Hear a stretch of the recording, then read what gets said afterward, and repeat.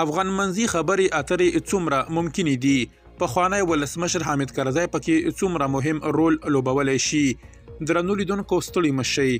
اسلامي امارت د امریکا د دې غوښتنې په اړه چې د دوحې تړون پر بنسټ د افغانانو ترمنځ خپلمنځي خبرې پیل شي تر دې دمه دومره لیوالتیا نه ده ښودلې. په کندهار او کابل کې د اسلامي امارت مشران له افغان سیاستوالو سره د واکمنۍ او یوې نوې اسلامي واکمنۍ جوړولو ته چمتو نه دي او نه هم په دې اړه د بحث لپاره چمتووالی لري. ولسمشر حامد کرزی، ډاکټر عبدالله او ګلبدین حکمتیار په ګډون یو شمېر افغان سیاستوال د اسلامي امارت تر واک لاندې ژوند کوي. له دغو افغان سیاستوالو سره اوس هم له بېلابېلو لارو امریکایي ډیپلوماټان اړیکې لري. ځینو باخبره افغان سیاستوالو ته نږدې کسانو افغانستان انټرنیشنل پښتو ته ویلي چې د ټرمپ په مشرۍ د امریکا نوې واکمنۍ د جوړېدو په درشل کې د اسلامي امارت یو شمېر چارواکو له ځینو پخوانیو افغان سیاستوالو سره لیدلي دي. د اسلامي امارت مشرانو په کابل کې له میشتو ځینو افغان سیاستوالو غوښتي چې امریکا ته د دوی پیغام ورسوي چې اسلامي امارت د ټرمپ په مشرۍ د امریکا له نوې واکمنۍ سره تر ځینو شرایطو لاندې د خبرو لپاره چمتو دي.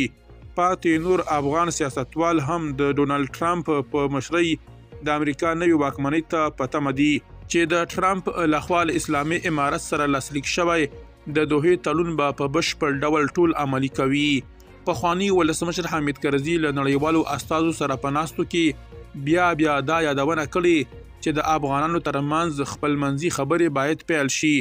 دغه خبرې اترې د دوحې تړون یو اصلي او مهمه برخه ګڼل کیږي چې اسلامي امارت تر اوسه اعتنا ورته نه ده کړې. یو شمېر سرچینې وایي چې اسلامي امارت په دې وروستیو کې له ولسمشر حامد کرزي غوښتي چې د بهرمیشتو افغان سیاستوالو په راوستلو او پخلاینه کې له دوی سره همکاري وکړي، خو خپله د کرزي دفتر دغسې راپورونه تر اوسه نه دي منلي.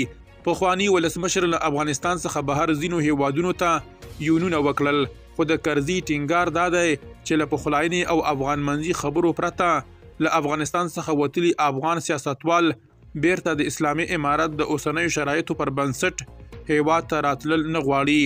عمر داودزي د سیاسي جوړجاړي په تړاو ویلي چې سیاسي جوړجاړی او د سیاسي خبرو یا هم د سیاسي بهیر پیلېدل دا ورته مهمه ده، ځکه دا د سیاسي بهیر پایلې د حقوق بشر بهبود دی. زه فکر کوم داسې یو حالت راتلونکی دی.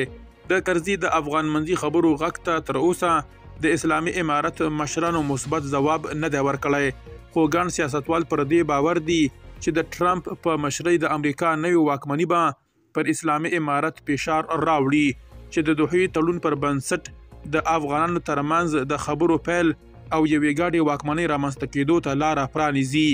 د جنورۍ پر 20 ډونالډ ټرمپ د دویم ځل لپاره په داسې حال کې سپینې ماڼۍ ته ننوت چې سملاسي پر اسلامي امارت د امریکا د نغدي مرستو کڅوړې بندې کړې او له اسلامي امارت ته یې د امریکایي وسلو د بیرته اخیستلو خبرداری ورکړ. خو د پیښو دغه ډول پرمختګ او تحلیل داسې مهال دی چې د افغانستان په تړاو د ټرمپ د واکمنۍ سیاست تر اوسه لا نه دی په ډاګه شوی.